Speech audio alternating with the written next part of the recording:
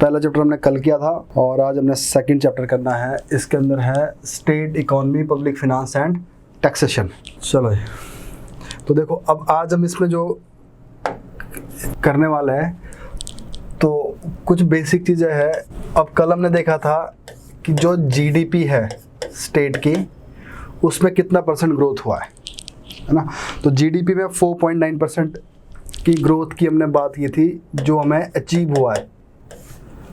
और जो हमने अब आने वाला जो साल होगा उसके लिए जो हमने रखा हुआ है कि अब बड़े ये कंफर्म है कि वो डाउन जाएगा, तो ग्रोथ माइनस में दिखाई गई है ना, माइनस कुछ 6% इतनी माइनस में है। अब जो ये आज वाला चैप्टर है इसके अंदर क्या क्या है। अब जो हमारा जीडीपी जो बनाता है तो 3 सेक्टर इसको मिलकर बनाता है, primary, secondary and tertiary sector, primary, secondary and tertiary. अब जो ये तीनों सेक्टर है, इन तीनों सेक्टर का इंडिविजुअल ग्रोथ कितना है, अगर इंडिविजुअली देखें कितना ग्रो किया इन्होंने इंडिविजुअली। अब पूरा तो देखो हमने देख लिया कि 4.9% है। अब इंडिविजुअली क्या हुआ कि अगर मेरे पास एग्रीकल्चर से लास्ट ईयर 100 रुपीज़ आए थे और इस बारी उससे जो मेरी इनकम हुई है 150 रुपये हुई है, तो जो 50 है वो ग्रोथ है उसकी, है ना। तो अब ऐसा ज़रूरी नहीं है कि ग्रोथ, अब एग्रीकल्चर हमारा डाउन जा रहा है तो एग्रीकल्चर के अंदर या प्राइमरी सेक्टर के अंदर ग्रोथ कम होगी, क्योंकि देखो जैसे कल भी मैंने बताया था आपको, जितना छोटा बेस होगा उतनी बड़ी ग्रोथ होगी। अब मान लो मेरी जेब में 1 रुपये है, सिर्फ 1 रुपीज़ है, और किसी ने मुझे कोई 1 रुपये और दे दिया, तो मेरी तो 100% ग्रोथ होगी, क्योंकि उसका बेस ही छोटा है। अब जिस इंसान के पास ऑलरेडी 1000 रुपये जेब में है, उसको किसी ने 1 रुपये दे दिया, वो तो कुछ पॉइंट्स में होगी उसकी ग्रोथ। तो अब यहाँ पे क्या है कि जो हम ग्रोथ की हम बात करेंगे वो इंडिविजुअल लेवल पर होगी कि एक सेक्टर, जो प्राइमरी सेक्टर है, वो कितना ग्रो कर रहा है। तो अगर हम प्राइमरी सेक्टर की बात करें तो कम से कम 15% ग्रो कर रहा हो, अगर उससे जो ग्रोथ देखेंगे अपने आप में, पिछले बारी कितना था और अब की बारी कितना हुआ है। और उसके बाद अगर हम सेकेंडरी में आएंगे तो सेकेंडरी में कम ग्रोथ दिखेगी, में कुछ करीब 1% दिखेगी। अब सेकेंडरी का थोड़ा बेस भी बड़ा है। और जब टर्शरी में आएंगे तो करीब 7% दिखेगा ग्रोथ, है ना। तो अगर यहाँ देखते हैं, एग्जैक्ट फिगर अभी बताऊंगा, 15% यहाँ पे है, 1 पॉइंट कुछ % यहाँ पे है, और 7% के करीब ग्रोथ इधर है। तो ये किस लेवल पे है, अलग अलग पे। अगर जब अब इस सबको इकट्ठा करेंगे तो ग्रोथ कितनी होगी, 4.9%। तो अब ये तीनों सेक्टर की ये ग्रोथ हो गई। अब जो टोटल जीडीपी है उसमें कितना कंट्रीब्यूट करते हैं, अब ये हो गया इनकी ग्रोथ। और उसके बाद है कि वो जीडीपी के अंदर कंट्रीब्यूशन कितना, उसका कंट्रीब्यूशन कितना इसका।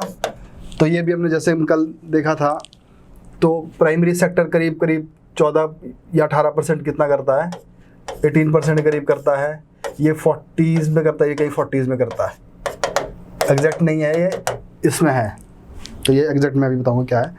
तो इस तरह से तो ग्रोथ हर एक सेक्टर की और उसका कितना कंट्रीब्यूशन है, तो ये भी आपने रखना है ध्यान में।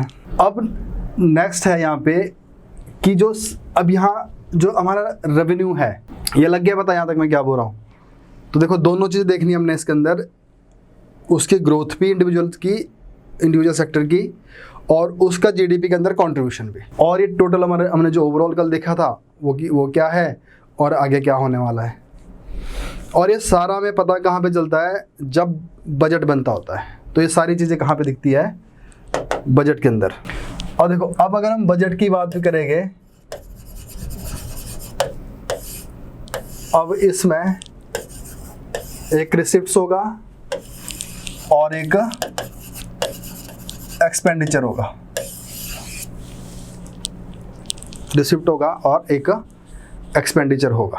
अब देखो अगर रिसिप्ट पे भी देखते हैं हम, 2 तरह के होता है यहाँ पे, नॉन डेट रेवेन्यू और एक आएगा डेट रेवेन्यू। मतलब नॉन डेट में क्या आएगा, ये तो हो गया कर्ज, टाइप की सरकार के ऊपर एक लाइबिलिटी है कि सरकार को ये वापस भी करना है किसी को। और एक आएगा नॉन डेट वाला। अब नॉन डेट में क्या होता है, जो सरकार ने किसी को वापस नहीं करना, वो उसकी इनकम है। तो अब जो नॉन डेट वाला है वो भी आगे दो पार्ट में आ जाएगा, एक आएगा टैक्स रेवेन्यू और एक आएगा non tax revenue, tax and non tax. और जो डेट रेवेन्यू, जो डेट वाला रेवेन्यू है उसमें क्या आ सकती है, जैसे बोरोइंग आ गई। अब जैसे नॉन टैक्स रेवेन्यू है सरकार का, वो उसमें उसके अंदर क्या आएगा, डिसइन्वेस्टमेंट आएगी इसके अंदर। और जो सरकार ने अपनी कोई कैपिटल बेची होगी, कुछ भी कैपिटल बेची हो सकती है, तो ये नॉन टैक्स रेवेन्यू में आएंगे। तो इस तरह से ये डेट वाला हो गया, ये नॉन डेट वाला हो गया, ये डेट वाला हो गया। अब देखेंगे टैक्स में। अब टैक्स में क्या आ जाएगा, डायरेक्ट टैक्स आ जाएगा और इनडायरेक्ट टैक्स आ जाएगा। अब देखो, अगर आप देखोगे पिछले पेपर देखोगे आप, तो 4 नंबर का क्वेश्चन पूछा है कि जो गवर्नमेंट है हमारी, हिमाचल का जो बजट बनता है उसके अंदर एक साल, देखो 2 साल लगातार क्वेश्चन पूछा इसके ऊपर। एक साल पूछा कि 4 मार्क में कि जो नॉन टैक्स रेवेन्यू है उसके क्या क्या सोर्सेज है, what are the sources of non tax revenue, ये कहाँ से आता है, ठीक है, जो हम अभी आगे करेंगे इसमें। और एक साल पूछा कि जो नॉन टैक्स रेवेन्यू है वो टोटल रेवेन्यू का कितना परसेंट आता है, टोटल रेवेन्यू का कितना परसेंट आता है। और कई बार क्वेश्चन बन जाता है कि ये जो टैक्स रेवेन्यू है ये जीडीपी का कितना पार्ट है। अब देखो यहाँ पे, अब आपने किस तरह से, क्योंकि जो ये आपको, जो आपके पास सर्वे है ना, तो उसको थोड़ा वो फिगर में दिया होता है, थोड़ा समझना मुश्किल हो जाता है, तो आपने इस हिसाब से समझना है इसको। और देखो, अब जो ये रेवेन्यू है ना, अब जीडीपी तो पूरी चीज़ होगी जो पूरे साल की हमारी बनती है, फाइनल जो होती है ना, final value of goods and services. और final value of goods and service सबकी है, जो भी इस साल है, चाहे कुछ भी, अगर मान लो मैं पढ़ा रहा हूँ आप लोगों को, आपसे मैं फ़ी ले रहा हूँ, उसके बाद मैं टैक्स पे कर रहा हूँ, और अब ये भी कहीं ना कहीं काउंट हो रही है कि इतने का बिजनेस हुआ है, इतने का एक सर्विसेज से जो कंट्रीब्यूट किया है। तो चाहे छोटी कंपनी, चाहे बड़ी कंपनी है, सबके सब वो जीडीपी में कंट्रीब्यूट कर रहे हैं। अब इसके अंदर, इस पूरे जीडीपी के अंदर, अब जो रेवेन्यू वाला पार्ट है वो कितना परसेंट है, तो नॉन टैक्स रेवेन्यू कितना परसेंट है टोटल जीडीपी का, या तो क्वेश्चन ये बनेगा।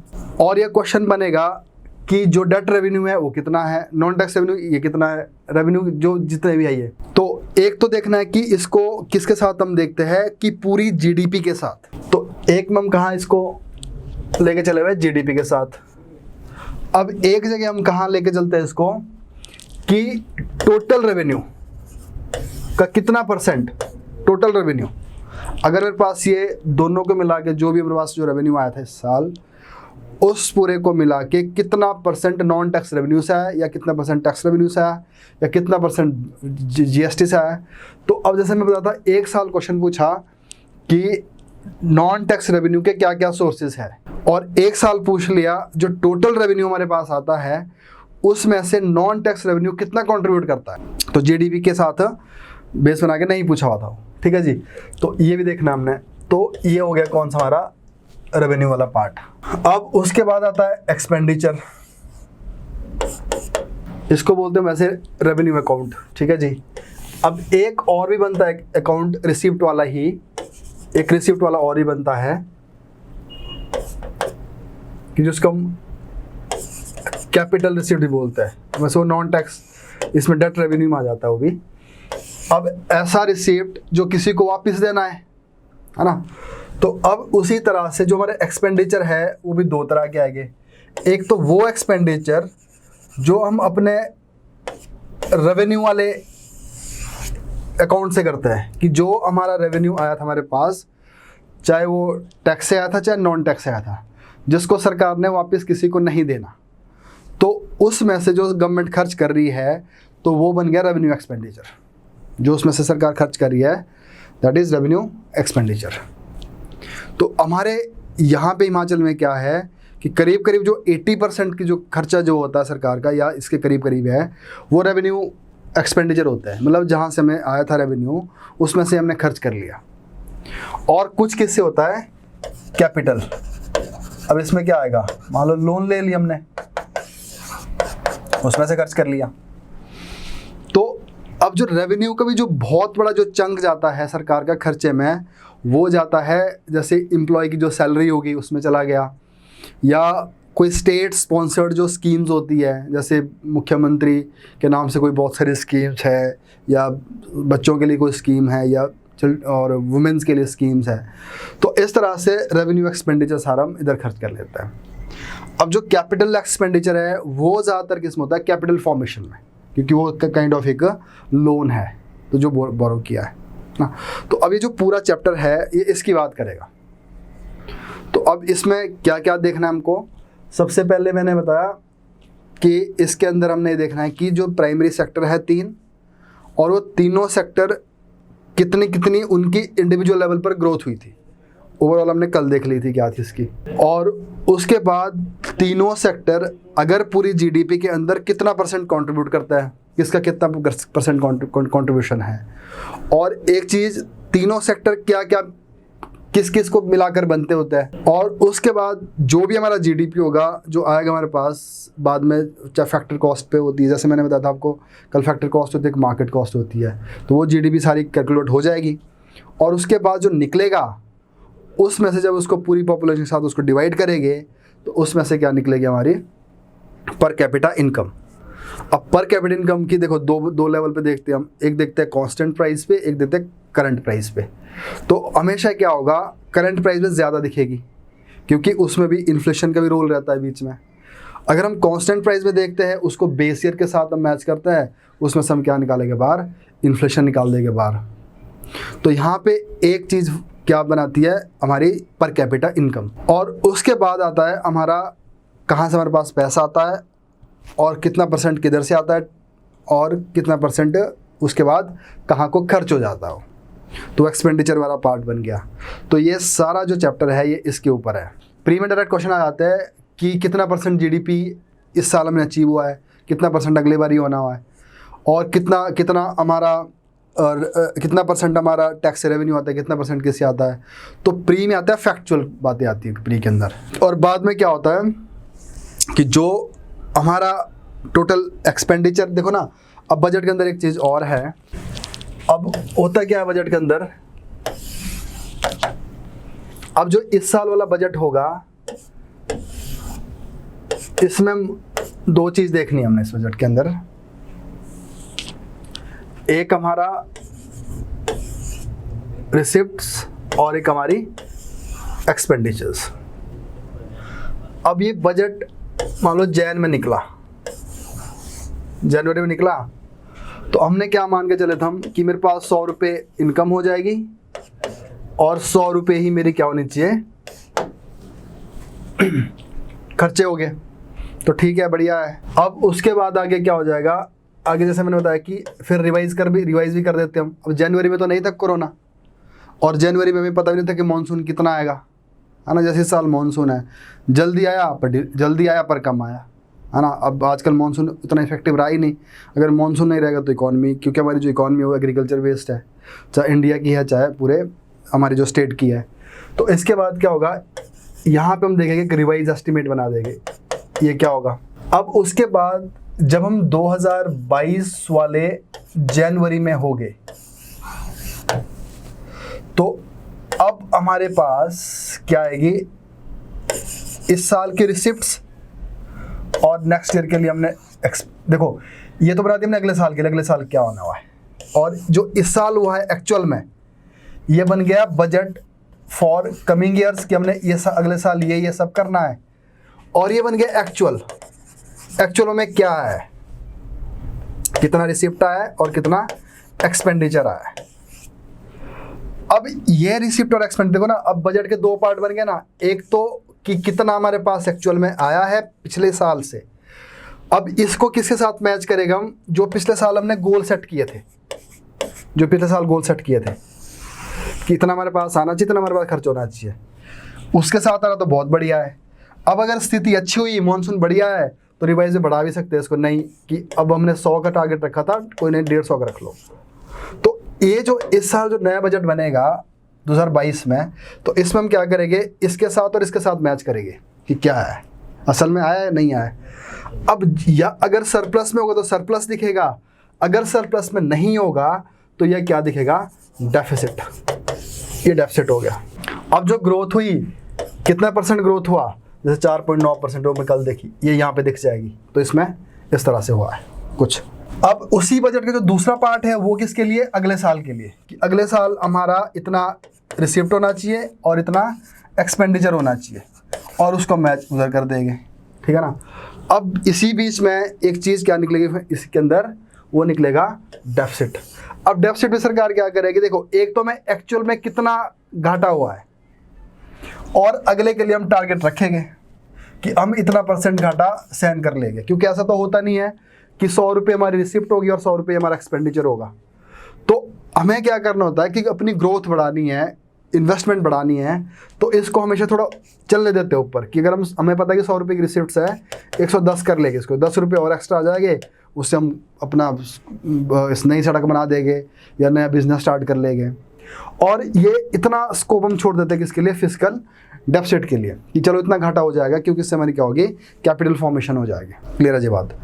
तो अब इस तरह से जो फैक्ट्स पूछे जाते हैं कि हमारा एक्चुअल में क्या है और हमने अगले साल के लिए क्या रखा हुआ है, तो बजट वैसे यही है। तो बजट में हम पिछले साल जो हमने टारगेट रखे थे, एक पार्ट उसके साथ हम कंपेयर करेंगे, अब नया अगले साल के लिए फिर रख देंगे कि हमने नेक्स्ट ईयर ये करना है, उसको कंपेयर करने के लिए नेक्स्ट टाइम में आ जाएंगे, और बीच में उसको क्या करेंगे, हम रिवाइज करने की कोशिश करेंगे, है ना। तो जो अब डेफिसिट भी है, तो एक बजट के अंदर आपको 2 डेफिसिट दिखेंगे, एक तो एक्चुअल में कितना घाटा हुआ है, और एक हम नेक्स्ट ईयर के लिए कितना रखा हुआ है हमने, है ना। तो अब यहाँ पे भी स्थिति इस तरह की है, एक्चुअल में 4.9% ग्रोथ अचीव हुई है, और आने वाला टाइम के लिए हमने क्या है, ग्रोथ अपनी माइनस रख दी है। अब हो सके कि आगे जाके नवंबर दिसंबर में हालत बढ़िया हो जाए, कुछ और ही अच्छा ही हो जाए, तो रिवाइज करके उसको और ऊपर भी कर सकता है, ठीक है ना। Sir what is the limit set by the FRBM act for the fiscal deficit. देखो जो FRBM एक्ट 2003 है, अब इसने क्या कर रखा है, अब देखो फिस्कल डेफिसिट भी कितने हो गए, मैंने आपको शायद इकोनॉमी वाली क्लास में कराया है अलग अलग से, तो फिलहाल इतने समझ लीजिए। तो यहाँ पे एक फिस्कल डेफिसिट हो गया और एक रेवेन्यू डेफिसिट हो गया। और देखो अब 2 तरह के अकाउंट हो गए हमारे, एक हो गया रेवेन्यू अकाउंट और एक हो गया capital account, revenue account and capital account. अब रेवेन्यू अकाउंट में क्या होगा, ऐसा पैसा सरकार का जो सरकार ने वापस नहीं देना, जो उसकी कमाई है, जो लोन नहीं लिया उसने। अब ये रेवेन्यू भी 2 तरह के हो सकते हैं, एक होता है टैक्स, एक होता है non tax, tax and non tax. अब कैपिटल में क्या होगा, जिसमें क्या होगा, जिसको हम डेट रेवेन्यू बोलते हैं, जिसमें कर्ज ले रखा है, लोन ले रखा है। तो अब सवाल ये है कि जो रेवेन्यू डेफिसिट है, जिसमें से अब देखो जो मेरी इनकम है, जो मेरी सैलरी बनती है, उसमें से मैं जितने भी खर्च कर रहा हूँ, तो रेवेन्यू एक्सपेंडिचर बन गया है। तो आइडियली मुझे उसमें से क्या खर्च करना चाहिए, अपना फूड, घर का रेंट, इलेक्ट्रिसिटी वगैरह सब कुछ ही है। तो इसका मतलब है मेरी इकोनॉमी सही जा रही है, कि रेवेन्यू से मैं अपने सारे ये वाले खर्चे कर रहा हूँ, कि ये वो खर्चे हैं जिससे कोई भी कैपिटल फॉर्मेशन नहीं हो रही है, कुछ बन नहीं रहा है ना।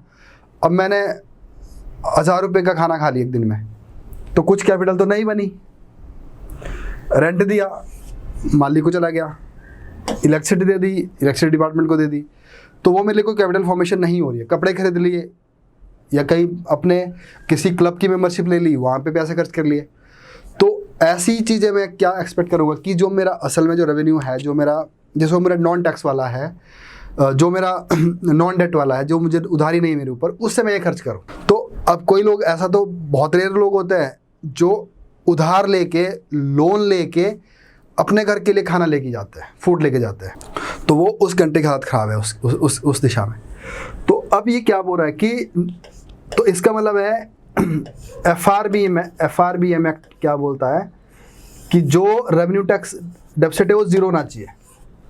उसको मतलब आपको अपनी बेसिक नीड के लिए, जो आपको जीने के लिए, अपने घर चलाने के लिए जो ज़रूरी चीज़ें हैं, उसके लिए ना आपको लोन लेना पड़े, तो इसलिए रेवेन्यू डेफिसिट आपका ज़ीरो होना चाहिए। वो जितनी आपकी अर्निंग है उतने से ही आप चला लो।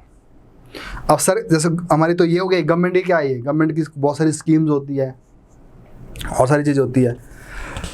और अब जो कैपिटल है, तो इसका मतलब है अगर मुझे कुछ और ग्रोथ करनी है, मुझे कुछ ऐसी चीज़ लेनी है जो मेरे रेवेन्यू जनरेट कर सकती है। अब जैसे मान लो आपको पढ़ा रहा हूँ मैं, पढ़ाने के लिए मुझे कुछ एक कैमरा लेना है अच्छा सा, तो उसके लिए क्या करना पड़ेगा, मैं अगर उसके लिए मैं लोन ले रहा हूँ तो जायज़ है वो, क्योंकि उससे आगे आने वाले टाइम में क्या होगा, उससे मेरे लिए एक रेवेन्यू जनरेशन हो जाएगी। तो इसलिए क्या है कि एक लेवल पे लोन लेना भी ज़रूरी है। तो इसलिए फिस्कल FRBM एक्ट कितनी बात करता है, 3%। तो फिस्कल डेफिसिट हमने कितना करना है, 3%, और रेवेन्यू डेफिसिट कितना करना है हमने, 0% FRBM एक्ट के अकॉर्डिंगली। अब देखो रेवेन्यू डेफिसिट में सिर्फ रेवेन्यू अकाउंट देखता है, और फिस्कल डेफिसिट क्या हो गया, total expenditure minus total receipt from both account, revenue account and capital account. तो कैपिटल अकाउंट और रेवेन्यू अकाउंट का दोनों का कितना हमारा अर्न हुआ, उसमें से माइनस क्या करेगा हम, टोटल एक्सपेंडिचर। तो जो निकला वो निकल गया डेफिसिट। और रेवेन्यू डेफिसिट में निकाल दे क्या, total expenditure from revenue account minus revenue receipts. तो ये इस तरह से आ गया, ठीक है जी बात। तो अब ये जो चैप्टर है पूरा, ये इसकी बात करता है, ठीक है जी। अब देखो, तो अब हम क्या क्या टॉपिक बन गया अपने आप इसके अंदर। सबसे पहले है ग्रोथ, उसके बाद कंट्रीब्यूशन, तीनों सेक्टर का, primary, secondary and tertiary. Again contribution, primary, secondary and tertiary. और उसके बाद है हमारे पास क्या, revenue, debt revenue, non debt revenue, और ये जीडीपी का कितना पार्ट है, व्हाट पार्ट ऑफ जीडीपी।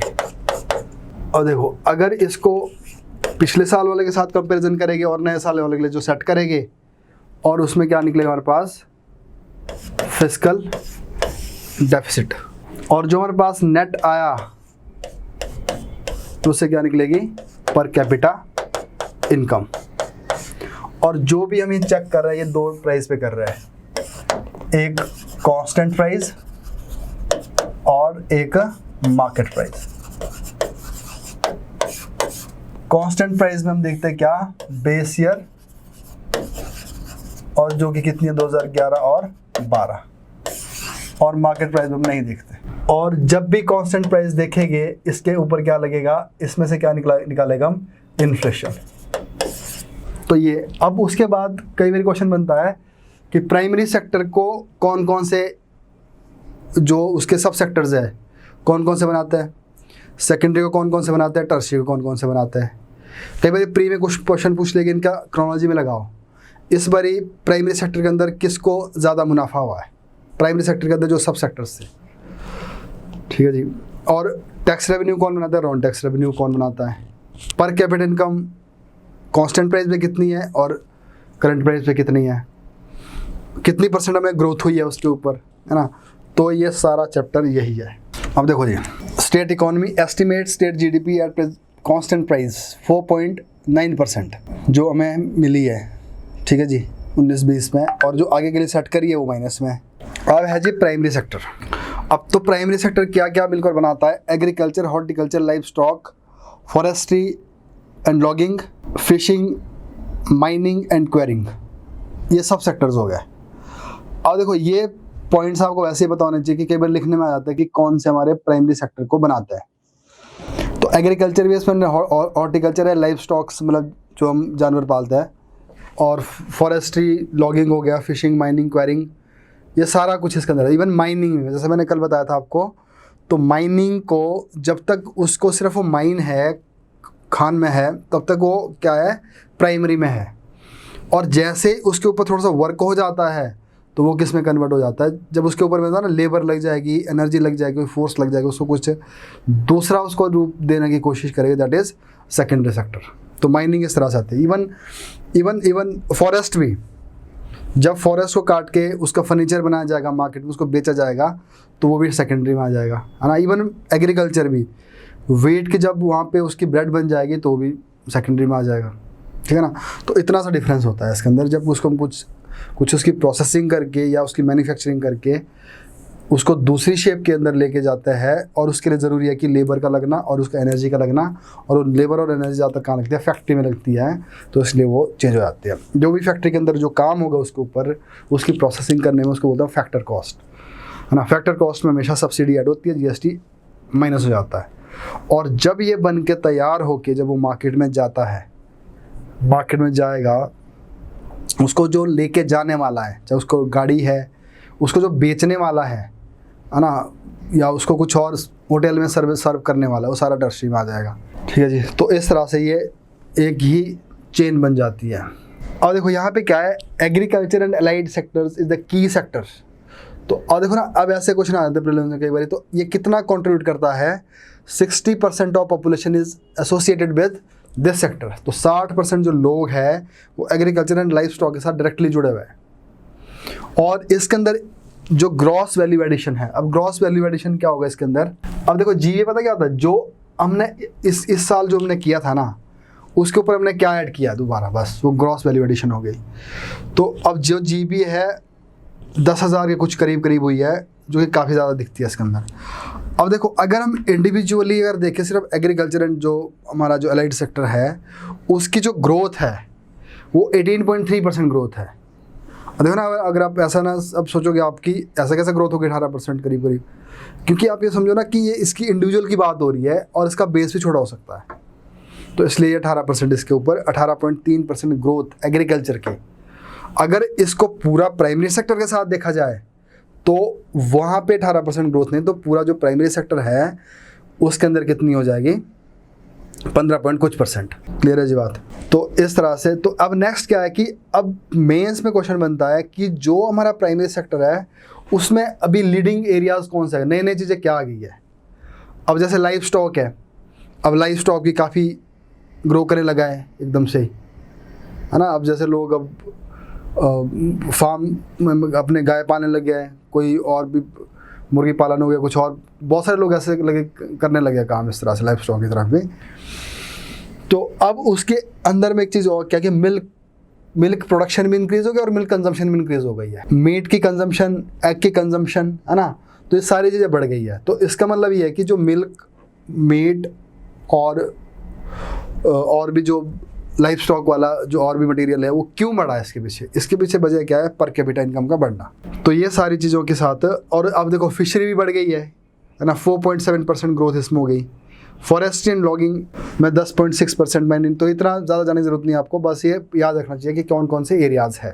अब उसके बाद आता है सेकेंडरी सेक्टर। तो अब देखो, प्राइमरी में से 15% की ग्रोथ हुई थी, और अगर सेकेंडरी सेक्टर कौन कौन से बनाते हैं, मैन्युफैक्चरिंग।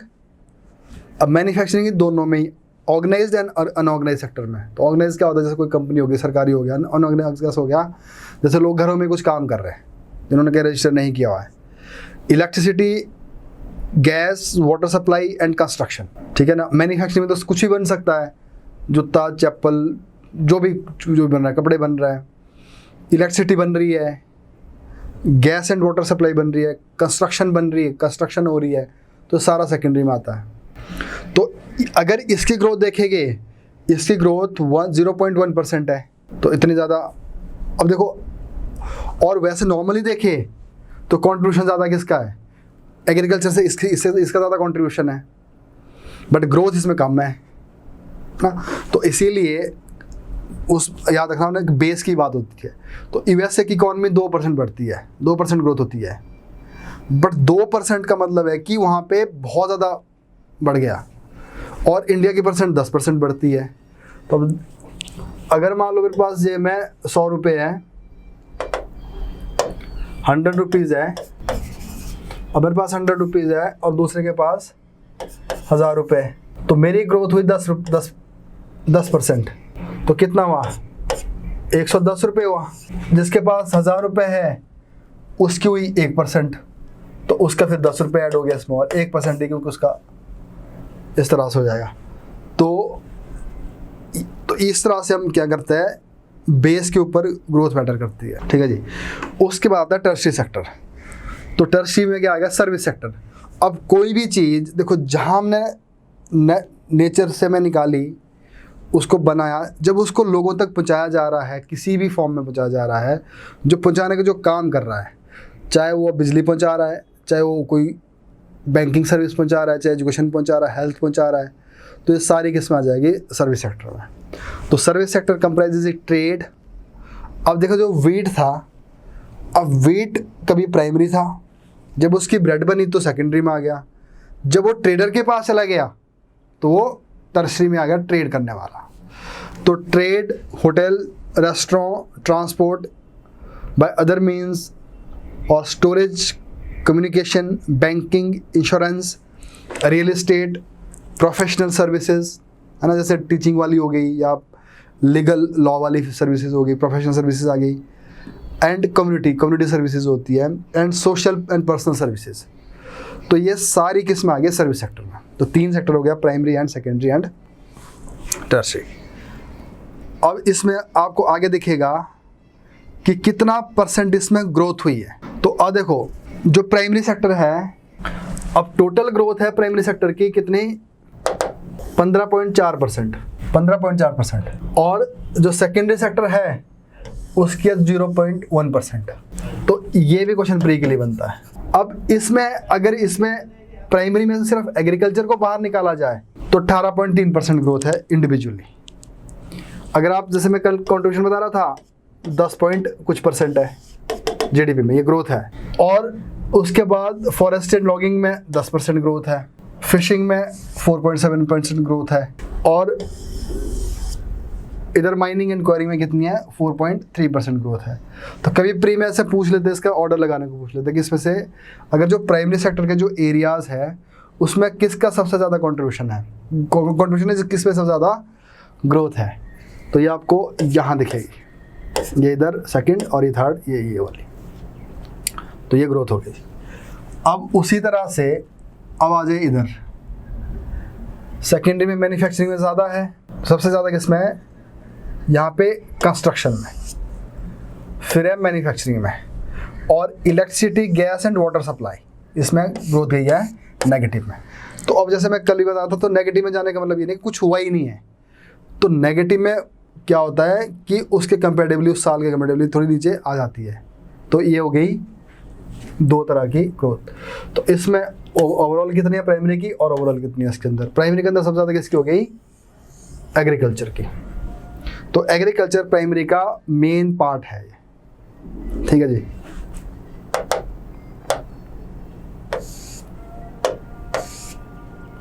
अब नेक्स्ट उसी तरह से टर्शरी सेक्टर आ गया। अब टर्शरी सेक्टर में देखो ग्रोथ 7.7%। अब इसमें भी जो सबसे ज़्यादा किसकी है?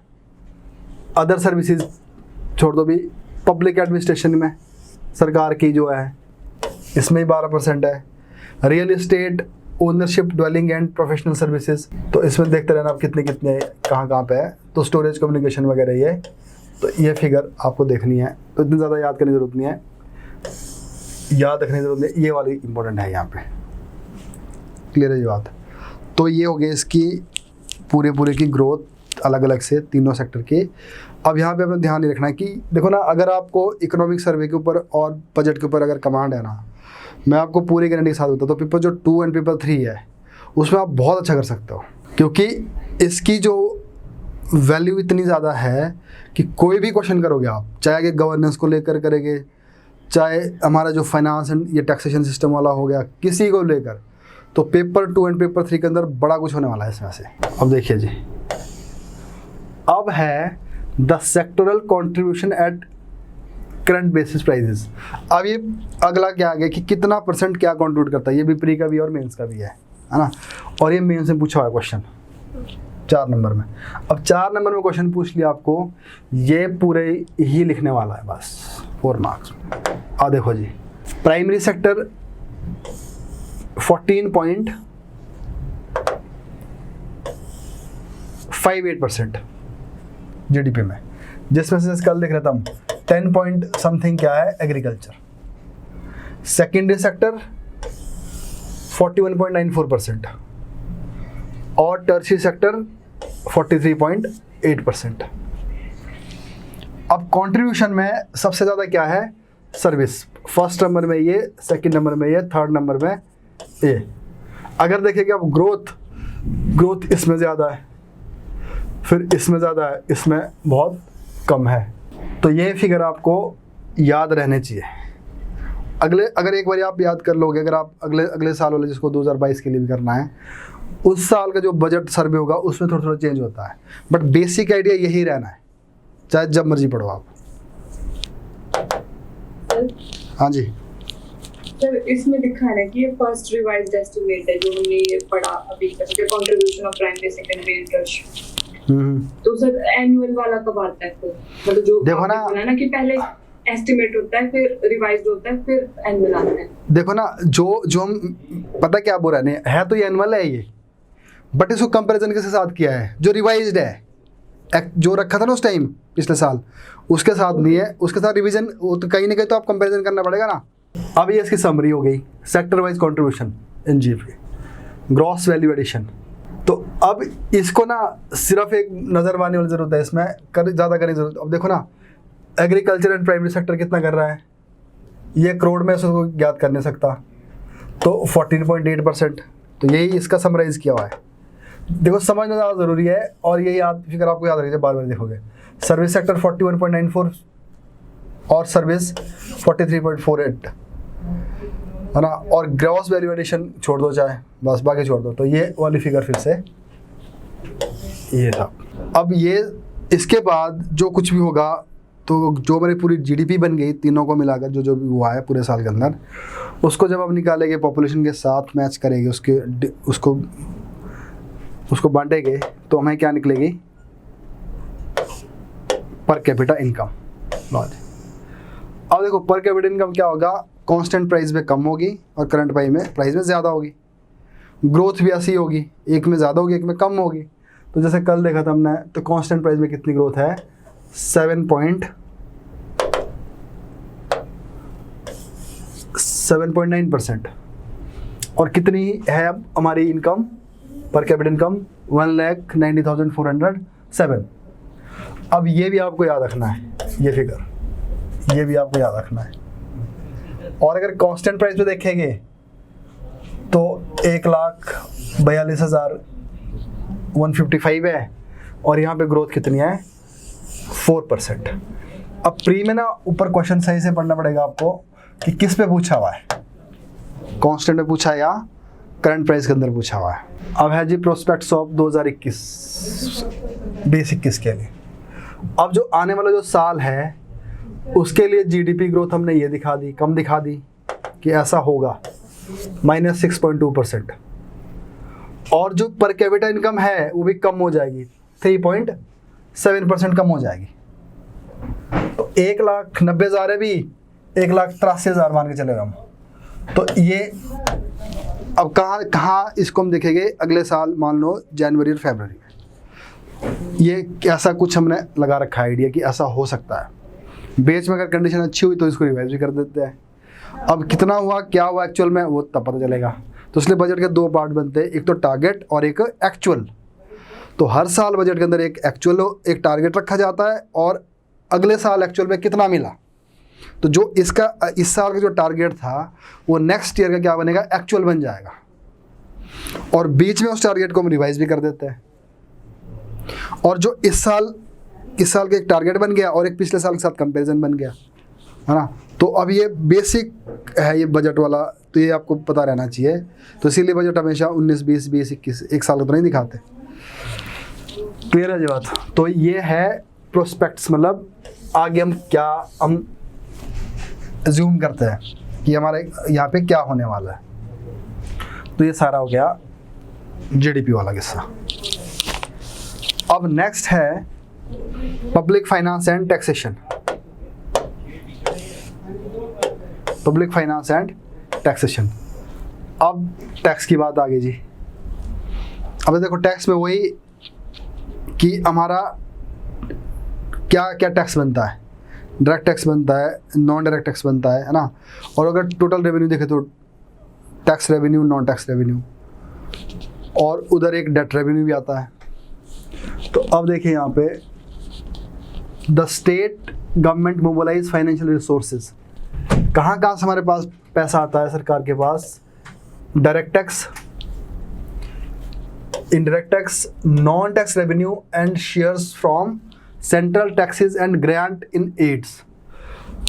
अब देखो एक तो हमारा अपने पास क्या है, टैक्स से क्या आता है, नॉन टैक्स से क्या आता है, और सेंट्रल टैक्स से क्या पार्ट लेके आते हैं। जैसे हमने पॉलिटी के अंदर पढ़ा था, जो फाइनेंस कमीशन है 14 फाइनेंस कमीशन है, उसने कितनी बात की है, 42% जो जाएगा किसको जाएगा, स्टेट में।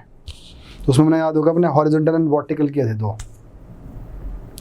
तो वर्टिकल में तो क्या आ गया, सभी स्टेट के पास आ गया, हॉरिजॉन्टल में सबके बंट जाएगा।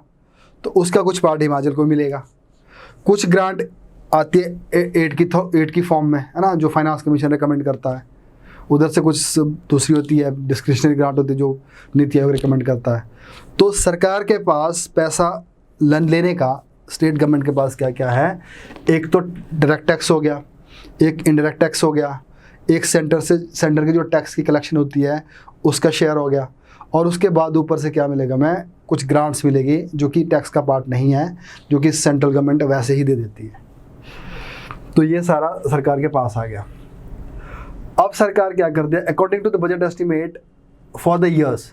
अब इस साल के लिए हमने जो टारगेट रखा हुआ है, क्या रखा हुआ है, टोटल रेवेन्यू रेसिप्ट कितनी है, 38,439 करोड़। तो इसके करीब है, मतलब ऐसा समझ लीजिए 40,000 करोड़ के करीब। बाकी इसको छोड़ दो, इतना फिगर कोई नहीं याद रखता, कितना एस्टिमेट था कितना क्या था, बस आप इतना रखो मोटा मोटा दिमाग में कि 40,000 करोड़ की हमारी क्या है इस टाइम क्या है हमारी, ऐसा समझ लीजिए एक इनकम है। अब breakup of the state own tax shows, अगर हम अपने टैक्स की बात करें, जो हमारा स्टेट का टैक्स है, उसके अंदर जो 76.53% है वो सेल टैक्स से आता है। जो अंदर जो सेल एंड परचेज होता है उससे आ जाता है। तो इसका मतलब वैसे तो हमारा टैक्स कम वैसे होता है, तो जो भी आ गया वो भी कितना है, 76.53%। देखो ना, छोटे छोटे फिगर्स है, प्री में पूछ लेते हैं। अभी तो देखो 2-3 साल से 2-3 ही क्वेश्चन आ रहे हैं वैसे प्रीलिम्स में इकोनॉमिक सर्वे में से, बट अगर आप उससे पहले वाला ट्रेंड देखोगे तो 8-9 क्वेश्चन भी आया हुआ है। तो उसमें ऐसे छोटे छोटे फिगर्स पूछ लेते हैं वो। तो अभी मेरे साथ समझ लो, एक बारी में आप इसको रिवाइज कर लेना, और पेपर के जब आपका पेपर नज़दीक होगा उस टाइम पढ़ के चला जाना, है ना। और मेंस के लिए मैं बता रहा हूँ आपको कि आपको ये अच्छी तरह से करना है, और वो मेंस के सिलेबस के अकॉर्डिंगली करना है, समझ के करना है उसको, है ना। जैसे अब इसके अंदर ही हम देख रहे हैं क्वेश्चन इधर से ही बनते हैं। जैसे अब कल देख रहे थे हम कि किस तरह से जो एग्रीकल्चर सेक्टर है कैसे हम इंडस्ट्री की तरफ मूव कर रहे हैं, या तो एग्रीकल्चर के अंदर भी कौन कौन से नए एरियाज इवॉल्व हो रहे हैं, है ना। तो इस तरह से ऐसे नहीं कि कोई डायरेक्ट क्वेश्चन आएगा, तो आपको चीज़ें इधर उधर से इकट्ठी करनी है तो आंसर बन जाते हैं, है ना। तो ये प्रैक्टिस के साथ आ जाएगी चीज़।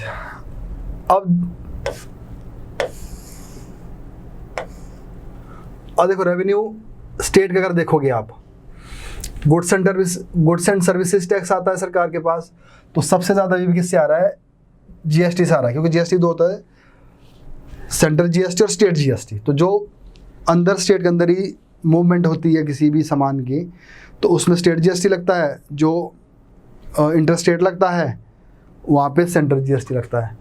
और स्टेट एक्साइज, अब जैसे शराब के ऊपर लग गई कोई और जो स्टेट बनाती है ना, तो ये स्टेट एक्साइज के अंदर आती है चीज़ें, क्योंकि एक्साइज हमें किसी को लगता है मैन्युफैक्चरिंग के ऊपर लगता है।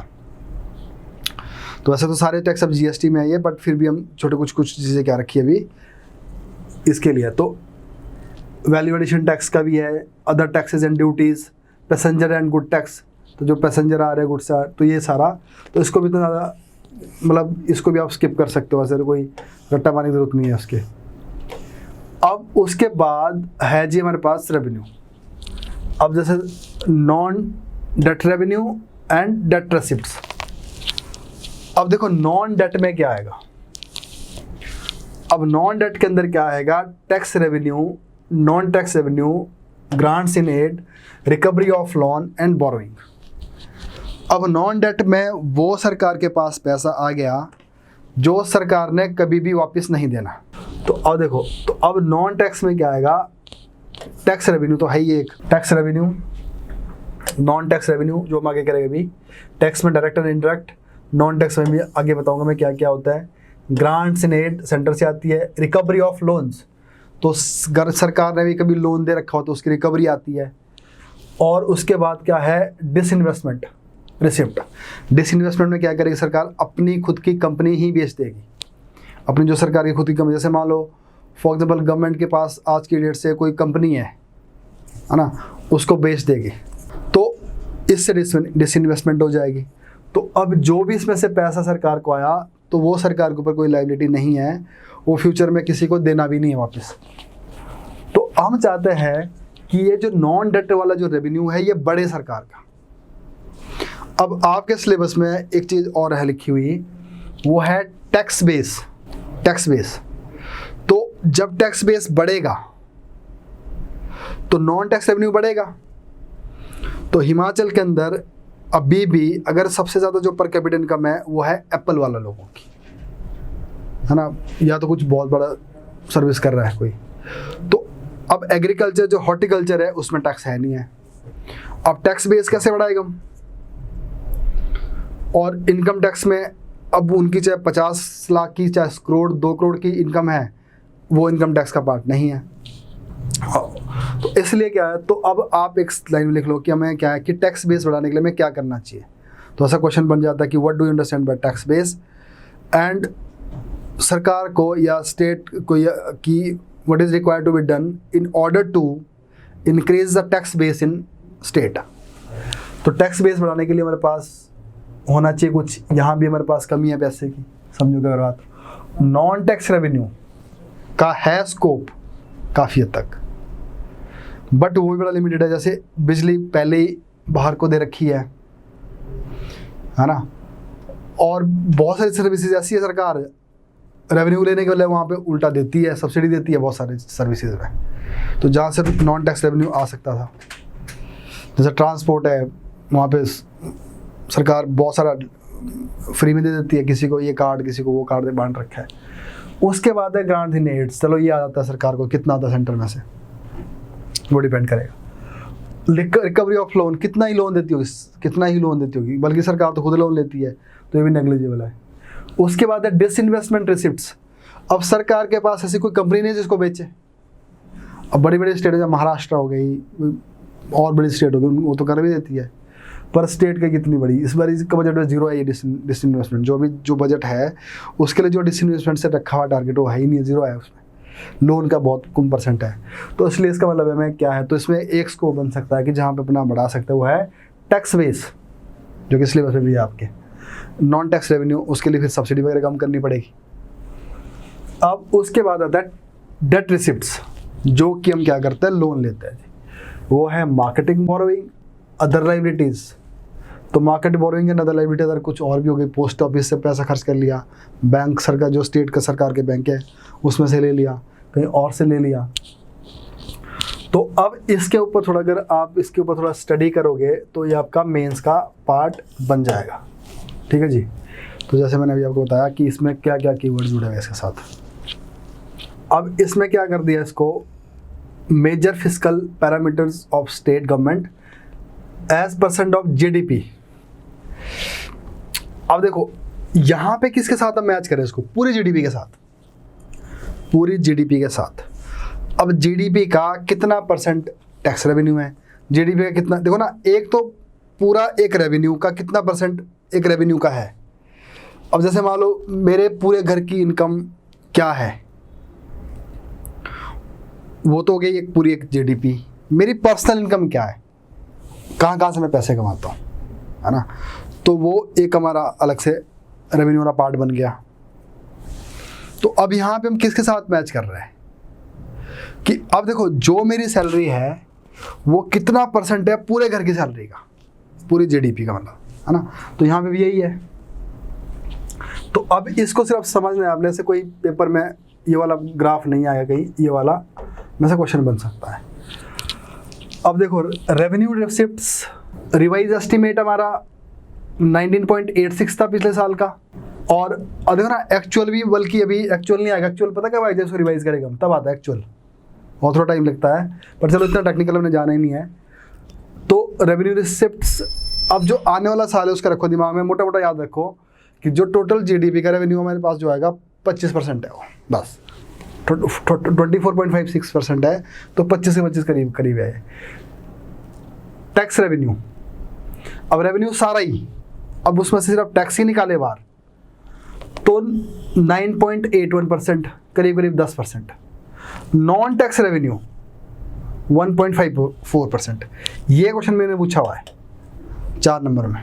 डिसइन्वेस्टमेंट देखो 0, कुछ नहीं है, और रिकवरी ऑफ लोन 0.02%।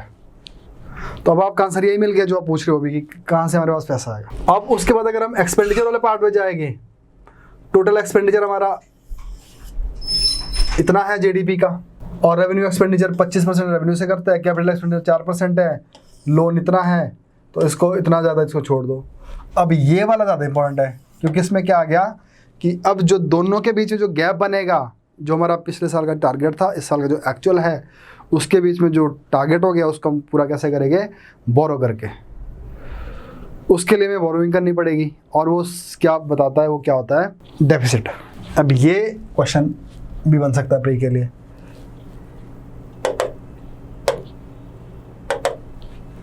अब देखो फिस्कल डेफिसिट अब कितना है, 4.65, इतना घाटा हो जाएगा।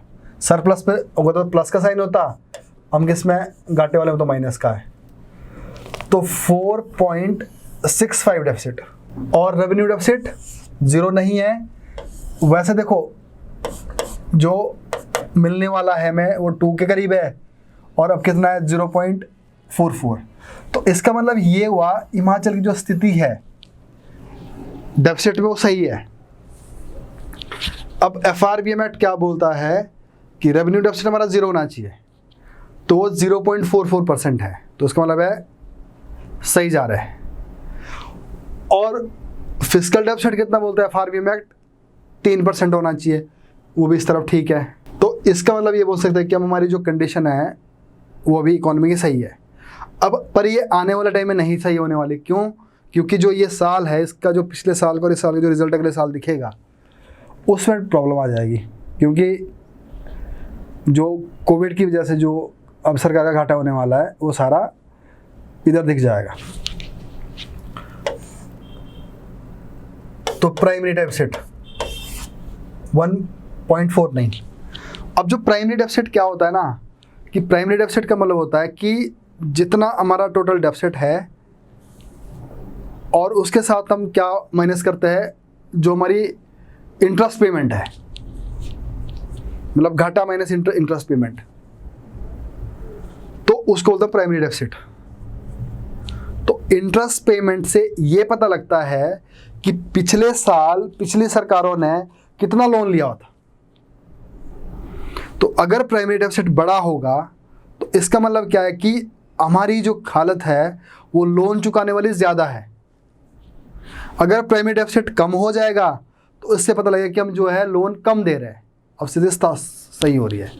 तो अभी भी क्या है, जो प्राइमरी डेफिसिट अभी भी है, तो क्या किसके साथ इसको मैच कर रहा है, हमारी जो लोन देने वाली बात हो रही है। ठीक है जी, तो ये वाला जो है ग्राफ ये ज़्यादा ज़रूरी है, टेबल। क्लियर है जी बात। अब आ गया टैक्स रेवेन्यू, जो हमारे पास टैक्स है, अब इसी का यहाँ पे शो कर दिया।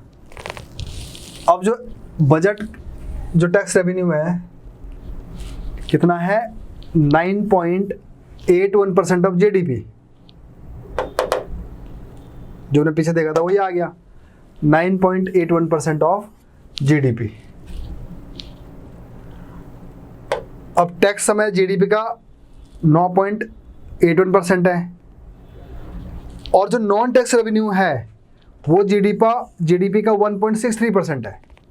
तो इसमें मैं बता रहा हूँ, इस पे क्वेश्चन आया था 1-2 साल लगातार क्वेश्चन आया इसके ऊपर।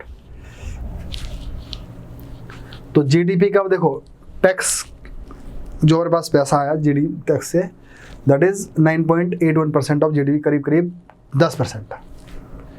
जो नॉन टैक्स रेवेन्यू है हमारे पास वो कितना है, 1.63%, करीब करीब 2%। अब देखो, अब नेक्स्ट है यहाँ पे जो नॉन टैक्स रेवेन्यू है वो क्या क्या किस किस को मिलकर बनता है, रिसिप्ट्स ऑफ लोन, और उसके बाद है डिविडेंड्स, सरकार ने लोन दिया था किसी को वापस लिया, डिविडेंड में सरकार ने कोई मार्केट में पैसा लगाया तो वहाँ से पैसा आया, प्रॉफिट फ्रॉम पब्लिक अंडरटेकिंग्स, जो सरकार की कंपनियाँ हैं, प्रॉफिट फ्रॉम, तो ये यही पॉइंट लिखने थे उसके अंदर, पहला पॉइंट, दूसरा पॉइंट, तीसरा पॉइंट, अगर एक क्वेश्चन आता था कि नॉन टैक्स रेवेन्यू को क्या क्या बनाता है, या नॉन टैक्स रेवेन्यू का क्या क्या हमारे पास सोर्सेज है। तो receipt on loan, dividends, profit from public sector undertakings and receipt from services provided by government. अब सर्विसेज बतेरी होती है, स्कूल में दे दी, एजुकेशन दे दी, हेल्थ सर्विसेज दे रही है सरकार, वो तो पैसा लेती है कुछ ना कुछ, तो भले ही सब्सिडाइज कर देती है बाद में उसको, जैसे अभी हिम केयर योजना चला दी हेल्थ के लिए।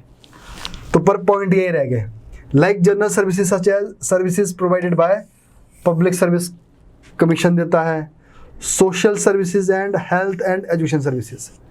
तो ये सारे क्या बन गए हमारे नॉन टैक्स रेवेन्यू के सोर्सेज, ये सब नॉन टैक्स रेवेन्यू के हमारे पास सोर्सेज बन गए यहाँ पे।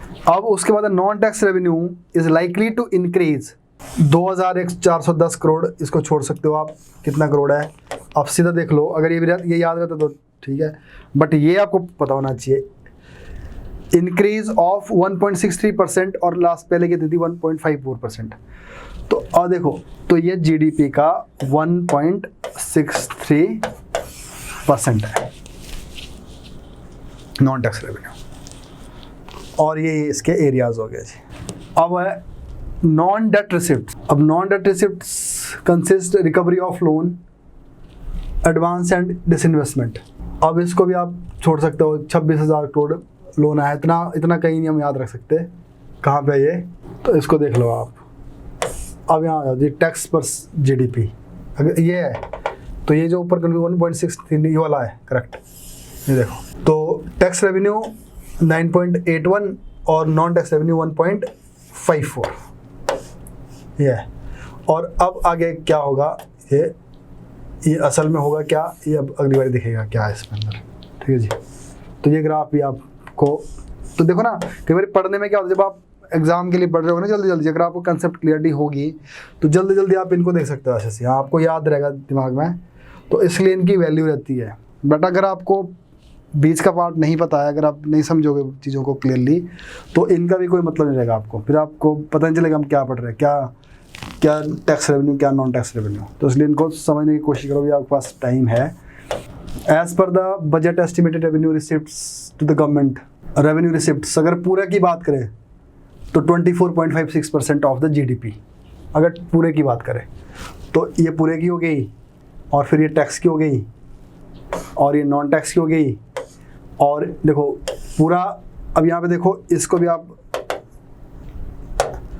अब जो पूरा टैक्स रेवेन्यू पूरा 24.56% और tax revenue 9.81, non tax 1.54, fiscal deficit 4.65%, total expenditure तो करीब करीब उसके करीब ही होगा, उसे करीब हो जाएगा जितना हमारा टोटल रिसीप्ट थी, तो वो 32-33 हज़ार करोड़ थी, और यहाँ पे एक्सपेंडिचर 31 हो गया, तो जो इनके बीच में गैप आ जाएगा वो क्या आ जाएगा, फिस्कल डेफिसिट, जो कि अगले साल दिखेगा। लो जी, ये फिगर इसका ही पिछले का ही इसका क्रक्स हो गया, ये सारा ही जो पिछला था उसका सारे का ही है क्रक्स है इस तरह से। अब कंपोजिशन ऑफ रेवेन्यू एक्सपेंडिचर, वो तो पिछले हमने जो आया मेरे पास, अब अगर उसको आगे खर्च करने की बात आती है तो क्या करते हैं हम खर्च में? The government spend major chunk of its expenditure on revenue expenditure. तो सरकार का ज़्यादा जो खर्चा है वो रेवेन्यू एक्सपेंडिचर से होता है, जो हमें रेवेन्यू मिला उसमें से सारा खर्च कर लिया। 2021 में it is estimate 80% of the total budget spending will be on the revenue expenditure. तो 80% जो हमारे जो खर्चे हुए हैं, जो इस साल के रखे हुए हैं, वो रेवेन्यू एक्सपेंडिचर से होने वाला है जी। तो इसको देख लेना क्या है। The composition of revenue expenditure reveal that 50% of the total expenditure is likely to be spent on salary. अब देखो इसका भी जो सबसे बड़ा चंक है, ये भी याद रखना आपको कि कहाँ ज़्यादा खर्च करते हैं हम। देखो रेवेन्यू का हम 80% तो कर ही रहे हैं, जो पूरा खर्चा है सरकार का वो 80% रेवेन्यू में से हो रहा है। अब उस सारे खर्चे में से भी 57% देखो कहाँ जा रहा है हमारा, 57% सरकार कहाँ खर्च कर रही है, जो कि समझ लीजिए ऐसी चीज़ जिससे कोई भी कैपिटल फॉर्मेशन नहीं हो रही है, जिससे कुछ नहीं बनने वाला सरकार का। सरकार के लिए ना कोई रोड बनने वाली, ना कोई बिल्डिंग बनने वाली, तो वो सरकार को सिर्फ देना है 55%। तो इसलिए सरकार के खर्चे है ये, ठीक है जी। तो कहाँ पे देते हैं हम? सैलरी, पेंशन, इंटरेस्ट पेमेंट जो लोन ले रखे हैं, और सब्सिडी। तो 57% हिमाचल गवर्नमेंट का इसमें जा रहा है, 57% salary, pension, interest payment and subsidy. तो अब देखो ना, अगर मान लो नॉर्मली आपको क्वेश्चन ये आ गया कि हिमाचल गवर्नमेंट को अपना जो एक फाइनेंस जो कंडीशन है उसको सुधारने के लिए सरकार को क्या करना पड़ेगा? तो देखो ऊपर से जो पढ़ रहे हैं ना वही आपका आंसर है, टैक्स बेस बढ़ाना पड़ेगा, ठीक है, और नॉन रेवेन्यू के सोर्स बढ़ाने पड़ेंगे। और उस तरह से वहाँ यहाँ पे क्या है कि जो ये 55% हम खर्च कर रहे हैं इसको कम करना पड़ेगा, रैशनलाइज करना पड़ेगा। तो pension, interest payment and subsidy. तो अब ये जो डाटा होता है ना, ये आपके आंसर को और हेल्दी बना देता है। तो अगर आप लिखोगे कि यस कि हमारी जो स्टेट है अभी 57% according to this year budget या सर्वे इस पे खर्च करता है, तो जो कि स्टेट की एक कैपिटल फॉर्मेशन के लिए, कैपिटल ग्रोथ के लिए सही नहीं है। तो जब तक हम 57% इस पे खर्च करते रह गए, वो हमें ग्रोथ नहीं देगा, डेवलपमेंट भले ही देगा। लोगों की अच्छी सैलरी मिल रही है, अच्छी पेंशन मिल रही है, अच्छी सब्सिडी मिल रही है, तो चलो ठीक है कि ओवरऑल डेवलपमेंट हो रही है, बट ग्रोथ नहीं हो रही है। अब ग्रोथ कब होगी? जब इस पैसे को यहाँ पे ना खर्च करके कहीं ऐसी जगह खर्च करे जिसमें से कैपिटल फॉर्मेशन होगी। कि मान लो एक बहुत बड़ी रोड बना दी, वहाँ से आगे आने वाले साल में कुछ मिलेगा पैसा। एक बहुत बड़ा इंडस्ट्रियल टाउन बना दिया, उसमें से पैसा मिलेगा। सरकार ने इंडस्ट्री लगा दी, उसमें से पैसा मिलेगा। तो उसके लिए सरकार को क्या करना पड़ता है? लोन लेना पड़ता है। फिर फाइनली चारा क्या बचता है? लोन। अब जो सब्सिडी है, द सब्सिडी है been significantly moderated 2.4% of the total expenditure. थोड़ी कम हुई है, थोड़ा अच्छा हुआ है इसका। तो 2.4% आज भी किस पे खर्च किया जाता है? सब्सिडीज़ में। अब उसके बाद जो स्टेट स्पॉन्सर्ड जो सर्विसेज है उस पर खर्च किए जाते हैं पैसे। तो ये होगा जी। तो अब इसमें से देखा ना, दो तरीके देखो उसको समझने के। एक तो आप समझ लो फैक्चुअल पॉइंट ऑफ व्यू से कि चलो प्री के लिए काम आ रहा है। अगर आप इसको ब्रॉडर एस्पेक्ट में समझते हो, थोड़ी सिलेबस की नॉलेज रखते हो, तो आपको ये समझना है मेंस के पॉइंट ऑफ व्यू से। अब एग्रीकल्चर का क्या, जैसे पिछले साल वाला क्वेश्चन था कि एग्रीकल्चर से हम इधर शिफ्ट हो रहा है तो क्या है, तो उसके अंदर ये सारी चीज़ें आप कर सकते हो। अभी बताया मैंने टैक्स बेस को कैसे बढ़ाना है, तो उसमें हम बात कर सकते हैं। और जो हमारा फाइनेंशियल जो सिस्टम है उसको और ज़्यादा इन्हांस करना है, सही करना है, तो उसके लिए सारी चीज़ें आ जाएगी। तो आंसर लिखने का ऐसा नहीं है कि एक जगह एक पर्टिकुलर क्वेश्चन का पर्टिकुलर आंसर एक जगह मिल जाएगा, तो उसके लिए पूरा सर्वे आपको आना चाहिए। ठीक है जी। तो इसको आप दोनों एंगल से देखना है आपने, कि मेंस के और प्री के पॉइंट ऑफ व्यू से। अब इस चैप्टर का जो लास्ट पार्ट है वो थोड़ा बजट से हट के है। अब यहाँ तक अगर पूछना था तो पूछ लो मुझे। तो अब देखो, abolition of plan and non plan based distribution budget. अब देखो इससे पहले क्या होता था ना, बजट के अंदर दो चीज आती थी, planned and non planned expenditures. ये प्लान्ड एक्सपेंडिचर आते थे, ये नॉन। अभी ये सिस्टम नहीं रहा। और देखो प्लान में क्या एक्सपेंडिचर होते थे, जिसकी हमारी प्रॉपर प्लानिंग होती है पहले ही। मनरेगा के लिए पैसा रख लिया, और हेल्थ के लिए है, स्कूल के लिए है, और सोशल सर्विसेज के लिए हो गया ये वाला। और नॉन प्लान में क्या आ गया, जो प्लानिंग में नहीं आते, जैसे interest payment, subsidy, national level पर देखते थे हम इसको क्या, डिफेंस, जो सरकार डिफेंस में खर्च करती थी। तो अब ये सिस्टम नहीं रहा। और अब इसके अंदर ही क्या थे, दो, अब जो प्लान वाला पार्ट है, तो अब जो प्लान्ड एक्सपेंडिचर था, प्लान्ड एक्सपेंडिचर था। और देखो अब आपके सिलेबस में 2-3 टॉपिक्स है। अब अगर आपको याद होगा, एक तो क्या था हमने, क्या शेड्यूल एरिया, शेड्यूल एरिया जो है 5th शेड्यूल के अंदर, हिमाचल में भी है। अब ये जो शेड्यूल एरिया है नेशनल लेवल से ही है, इसके लिए क्या है, इंटीग्रेटेड ट्राइबल डेवलपमेंट प्लान। तो इंटीग्रेटेड ट्राइबल डेवलपमेंट वाला प्रोग्राम आ गया। अब उसके बाद आगे जो प्लान वाला जो पार्ट होता है, पूरी प्लानिंग हो जाती है कंट्री के लिए या स्टेट के लिए, तो उसके अंदर एक अलग से प्लान की बात कर दी। तो उसको क्या बोल दिया, दो यहाँ पे प्लान है इस तरह के है, ट्राइबल सब प्लान और शेड्यूल कास्ट सब प्लान। तो ट्राइबल सब प्लान, तो अभी 80 वाला अभी वैसे रहने दो। तो ये ट्राइबल सब प्लान आ गया। अब जो ट्राइबल सब प्लान है ये आपके सिलेबस में है, ट्राइबल सब प्लान ये आपके सिलेबस में है, ठीक है जी। अब schedule area, integrated tribal area development वाला प्रोग्राम, ट्राइबल सब प्लान। और एक चीज इसके अंदर क्या है, single line administration, single line administration, ये भी आपके सिलेबस में है, ये भी आपके सिलेबस में है। तो देखो अब जो ट्राइबल सब प्लान वाला पार्ट है, तो ट्राइबल सब प्लान में ये कर दिया कि जो स्टेट के अंदर, देखो पहले 5 ईयर प्लान होता था, अब है 1 ईयर प्लान, साल की प्लानिंग होती है। अब उस 1 ईयर प्लान के अंदर आप ये समझ लीजिए कि उस प्लानिंग के अंदर अगर हमने 100 रुपये खर्च करने हैं, उसका 9% किसके लिए रखना है, ट्राइबल एरिया के लिए। तो अब देखो, तो 91% पूरे हिमाचल में खर्च होगा, और जो 9% है वो सिर्फ किसके लिए होगा, ट्राइबल एरिया के लिए होगा, वो ट्राइबल एरिया के लिए होगा।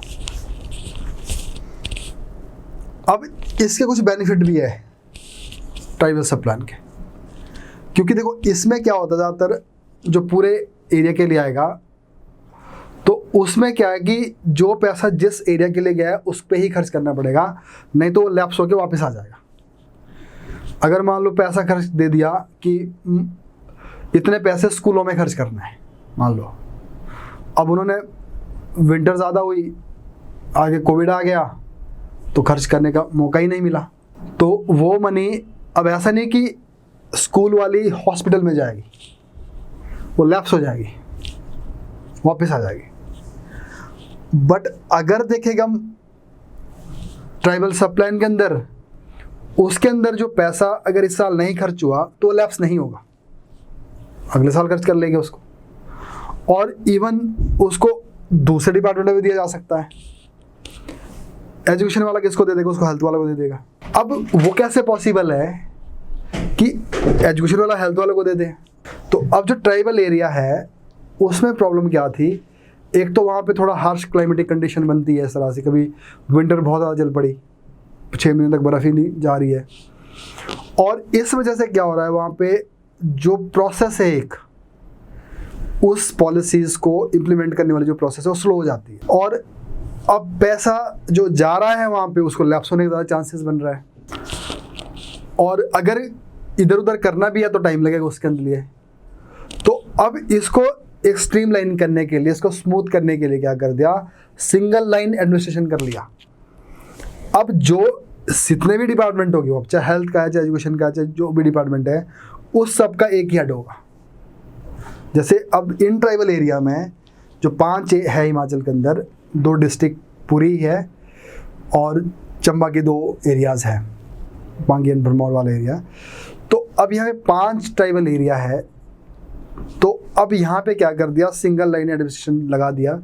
और इस सिंगल लाइन एडमिनिस्ट्रेशन के अंदर क्या होगा, वहाँ का जो डीएम होगा, जो डीसी होगा, उसको चार्ज दे दिया। अब उसके पास उसको क्या कर दिया, सभी डिपार्टमेंट का हेड बना दिया। अब जो फंड है जो यहाँ से आ रहा है, इसके पास ट्राइबल सब प्लान से भी आ रहा है, तो उसको वो अपने हिसाब से इधर उधर भी शफलिंग रिशफलिंग कर सकता है और उसको स्मूथ भी कर सकता है फंक्शनिंग को, है ना। अब एक ऐसी हायरार्की नहीं है कि इधर वाला डिपार्टमेंट उधर वाला डिपार्टमेंट, एक आदमी के पास इसकी पावर दे दी गई, अथॉरिटी दे दी गई, तो ताकि उस एरिया में डेवलपमेंट हो जाए। क्लियर है ये बात। तो अब मैं इसमें आपके बात कर रहा था कि एक तो है, पहले हमारा जो होता था सिस्टम वो प्लान्ड एंड नॉन प्लान्ड वाला था। अब ऐसा कुछ था नहीं, अब क्या, अब सारा ये हटा दिया concept he, plan and non planned को कर दिया कैंसिल। अब उसके बाद जो प्लान्ड वाला एरिया था उसके अंदर क्या था, एक तो आ गया जनरल वालों के लिए, सभी के लिए, और 1% किसके लिए जाएगा, सिर्फ ट्राइबल एरिया के लिए। तो उसके लिए ट्राइबल सब प्लान आ गया। अब यहाँ पे क्या कर दिया, इस साल इस ट्राइबल सब प्लान का नाम भी चेंज कर दिया। सिलेबस में तो ट्राइबल सब प्लान ही है अभी भी, बट वैसे इसको चेंज कर दिया है। समझ गए बात। तो इस पैसे को जुडिशियसली इसको यूज़ करने के लिए, स्ट्रीमलाइन करने के लिए, स्मूथ फंक्शनिंग के लिए, है ना। कोई ऐसी हसल ना हो कि बीच में कि एडमिनिस्ट्रेशन में कि किस किस के मतलब कंफर्म करना है, और एक लॉन्ग इसमें विंटर चलता है ना, बर्फ़ पड़ी रहती है। चलो अब तो रोहतांग टनल वगैरह जैसे खुल गई है तो उधर वाले एरिया में फिर भी कनेक्टिविटी बढ़ जाती है। तो ऐसी स्थिति में ज़रूरी है कि एक सेंट्रल पावर ज़रूरी बनाना है, तो उसके लिए क्या बना दिया, सिंगल लाइन एडमिनिस्ट्रेशन। ठीक है जी। अब इस सिंगल लाइन एडमिनिस्ट्रेशन में भी क्या होगा, और इस जो ट्राइबल सब प्लान में क्या होगा, और जैसे हमने शेड्यूल में पढ़ा था, अगर आपको याद होगा, ट्राइबल एडवाइजरी काउंसिल, जिसका हेड कौन होगा, सीएम होगा। उसके बाद होती है एक प्रोजेक्ट एडवाइजरी काउंसिल, जिसका हेड कौन होगा, डीएम होगा, जो डिस्ट्रिक्ट मजिस्ट्रेट होता है वहाँ पे। ठीक है। और उसके बाद एक कमेटी बनेगी जिसके अंदर वहाँ के लोकल एमएलए एमपीज बन जाते हैं। तो इस तरह से ये इसको रन करते हैं। तो अब यहाँ जो ट्राइबल एडमिनिस्ट्रेशन वाला, ट्राइबल सब प्लान वाला, सिंगल लाइन एडमिनिस्ट्रेशन वाला, ये आपके सिलेबस का पार्ट है मेंस वाले का। तो इसलिए ऐसी चीज़ आपको थोड़ी सी समझनी है इसमें। तो अब इस वाले बजट में ये सब कुछ है। ठीक है जी। तो अब देखना कि हम भरमौर, पांगी, किन्नौर, लाहौल स्पीति, यहाँ इतने हैं, 4 है शायद, एग्जैक्ट देखना पड़ेगा मेरे को ना, शायद 4 ही है। 2 डिस्ट्रिक्ट तो पूरी है, लाहौल स्पीति एंड किन्नौर, एक पांगी, एक भरमौर, यहाँ 4 है। बाकी देख लेंगे, फिर चेक कर लेंगे। अब देखो जी, तो abolition of planned and non planned expenditure in budget. State government of Himachal Pradesh provided the abolition of the distinction of planned and not expenditure component of the state budget in August 2020, further approved to go। अब जो अगला approval है जिसके लिए पास जाना है उसको छोड़ दो। अब देखो नीचे क्या है, schedule caste development programme and tribal area development programme. जो ट्राइबल सब प्लान था उसका नाम क्या रख दिया, अब tribal area development programme, TADP। और जो शेड्यूल कास्ट सब प्लान था उसका नाम क्या रख दिया है, schedule caste development programme. Annual budget will be formulated and monitored by the planning department in place of annual plan. तो एनुअल डेवलपमेंट बजट बोलेगा अब इसको, एनुअल प्लान की जगह। The schedule caste sub plan, tribal area sub plan will be formulated as per the current mechanism. These sub-plan will now be named as Scheduled Caste Development Program and Tribal Area Development Program. अब इसकी जो नीचे agency लिखी है यह ISOMSA, ये है इसकी एम्पावरमेंट ई का मतलब इसमें एम्पावरमेंट है, S से SC है, empowerment of SC OBC minority, और देख लेना कि इसकी आप नेट सर्च कर लेना, और A से है डिफरेंटली एबल्ड पर्सन। तो ये सारे कुछ है, empowerment of SC OBC minority, और ऐसे कुछ और है स्पेशली एबल्ड, हाँ स्पेशली एबल्ड। तो ये एक सेक्शन है सोसाइटी का जिसके लिए कुछ एक्स्ट्रा करने की ज़रूरत है, तो इनको एम्पावरमेंट करने के लिए। एंड ट्राइबल डेवलपमेंट डिपार्टमेंट, तो एक डिपार्टमेंट है अलग से, एक ESOMSA, and tribal development department will continue to perform their current functions as a nodal department for scheduled caste development programme and tribal area development programme. तो अब इनके लिए जो काम करेगा SCDP के लिए और TADP के लिए, ये यही करेगा, ESMOSA है और ट्राइबल डेवलपमेंट डिपार्टमेंट, तो ये काम करेगा। अब देखो नेक्स्ट लाइन भी अभी इंपॉर्टेंट है, प्रीमियम में पूछ सकता है, the allocation of budget for scheduled caste development programme and tribal area development programme will be 25.19% and 9.4% of the state development budget.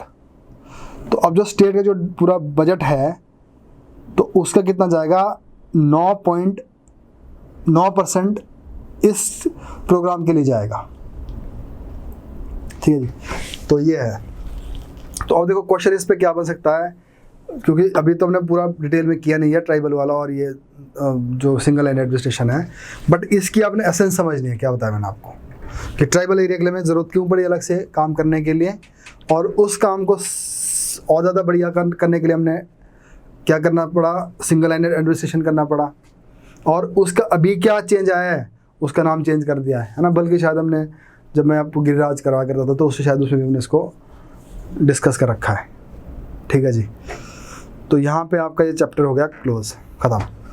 और ये काफ़ी इंपॉर्टेंट चैप्टर है, तो इसको फिर से आज कोशिश करना अच्छे से समझना अपने घर पे बैठ के, और जो अब आपके डाउट होगा तो कल इसको हम डिस्कस कर लेंगे फिर से, है ना, क्योंकि इसके अंदर ना बड़ा कुछ जुड़ा होता है। तो एक बार अगर आप इसके ऊपर मेहनत करोगे तो बाकी चीज़ें समझनी आसान हो जाएगी आप लोगों के लिए। तो अगला चैप्टर है, थोड़ा सा मैं बता देता हूँ उसके बारे में, क्योंकि ये तो आप खुद भी पढ़ के आ सकते हैं, पढ़ के आना खुद, और क्योंकि इसमें ज़्यादा कुछ करने वाली बात नहीं है। यह है the Covid impact on Himachal Pradesh economy and state response. तो कोविड का क्या इम्पैक्ट है, क्योंकि देखो ना, जब बजट आया था तब थी कोविड, बजट आया था फर्स्ट जो वेव थी कोविड की, उसके बाद का है बजट एंड सर्वे आने के बाद तो सेकंड वेव आ गई। तो अब थोड़ी और चीज़ें चेंज होने वाली है जो कि अगले साल दिखेगी अब। तो ये जो पूरी जो बात इसके अंदर हुई है वो किसकी बात हुई है, कोविड की पहले भी। तो इसमें यही बताया गया था कि जो हमारी जो इकोनॉमी थी उसमें वी शेप आया था।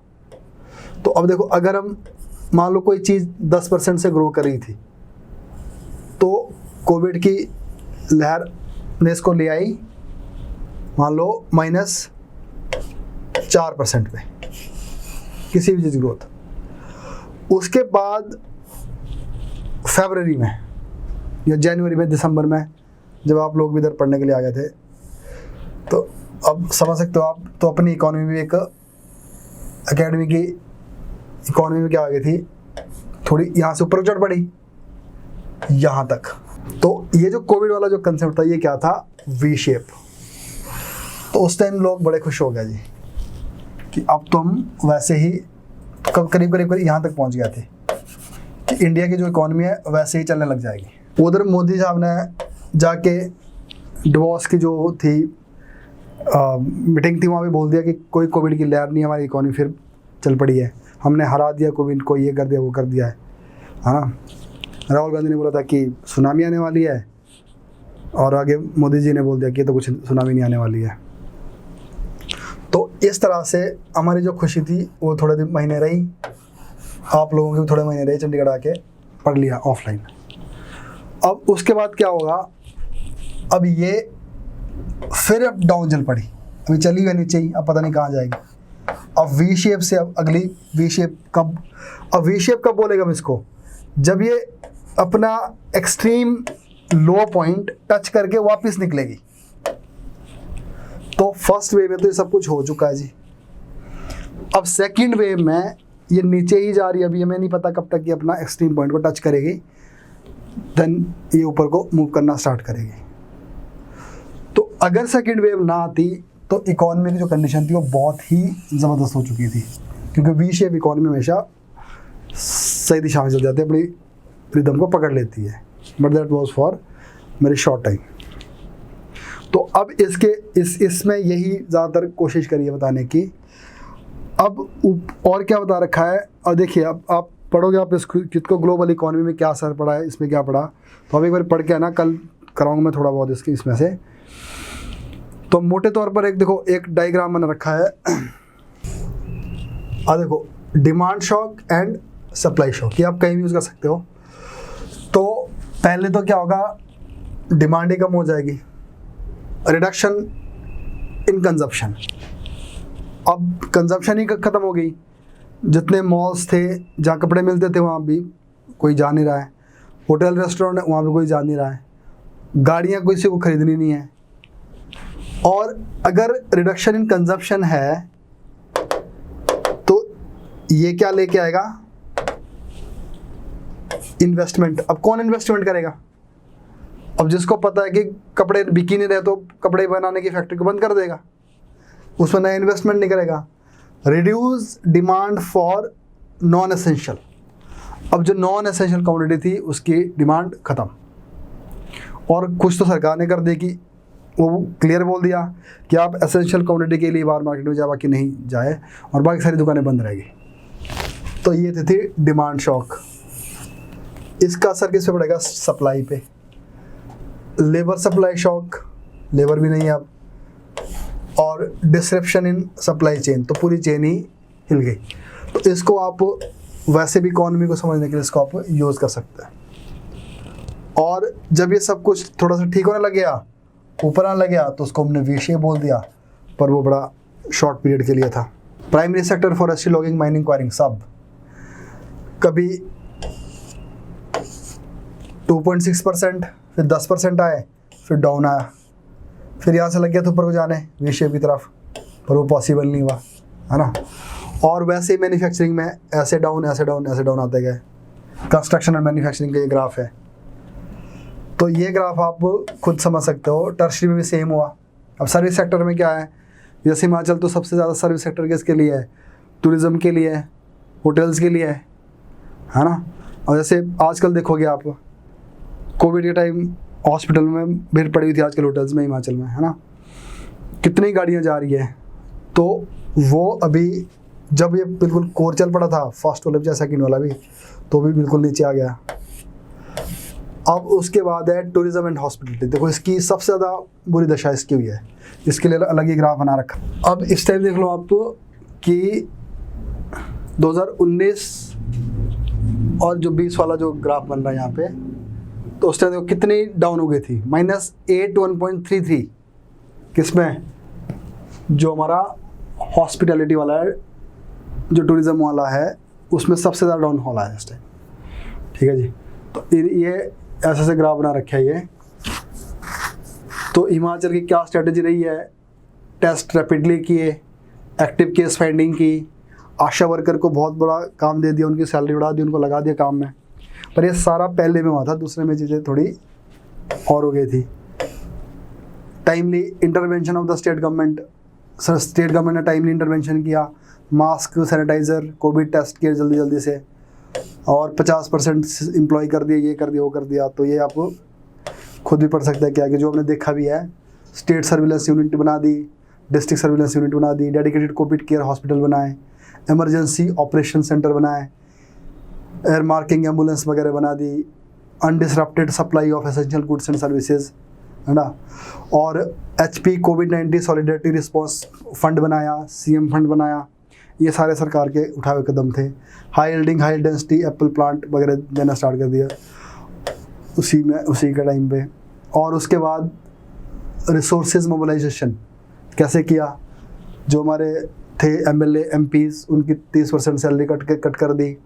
imposition of case on the sale of imposition of cess on the sale of liquor, सरकार ने सबसे पहले ठेके खोले, साथ में उसमें लगाया सेस, क्योंकि शराब तो पीनी पड़ती थी लोगों को उस दौरान, तो इसलिए उसमें भी थोड़ा काम हुआ। No increase in dearness allowances for employ, जो सरकार को अलाउंसेस मिलते हैं ना वो कम कर दिए, जो एम्प्लॉय होते हैं सरकार के उनके अलाउंसेस वगैरह कम कर दिए। पीडीएस सिस्टम को रैशनलाइज कर दिया, रैशनलाइज मतलब किस किस को ग्रुप को देना है, किस किस को करना है, तो कई से सरकार पैसे बचाने वाली काम थी। Immediate relieve by the state government, तो सोशल सिक्योरिटी पेंशन को बढ़ा दिया है ना, ओल्ड एज पेंशन को भी 1000 कर दिया, जैसे कल बता रहे थे आप 1000 रुपये कर दिया, तो हो सकता है ये शायद अभी तक के लिए आगे इसको फिर रिवाइज कम कर दे। Ration card holder of target PDS have been given rice wheat, ये सारे हो गया है। इन्हांस्ड एमोल्यूमेंट्स वगैरह, ये सारे क्या क्या, आंगनबाड़ी वर्कर ये बढ़कर सबको पैसे बढ़ा दिए, आशा वर्कर के बढ़ा दिए। Help in PSUs, Himachal road transport corporation को हेल्प किया क्योंकि उनके बड़े घाटे में चले गए थे। Himachal Pradesh tourist development corporation को हेल्प किया। Relief for affected sectors, energy demand charges, तो ये आप पढ़ लेना खुद इस चैप्टर को, क्योंकि इसमें कुछ खास नहीं है। और ये जो ग्राफ बने हुए आपको समझ आ जाएगा कि कौन सा सेक्टर किधर हो गया है ना। और दूसरा ये भी है कि शायद अब जो नई चीज़ें हो तो अब के बाद दिखेगी, इसके बाद भी। तो इस तरह से हमारे 3 चैप्टर हो गए और यहाँ से हम कल करेंगे।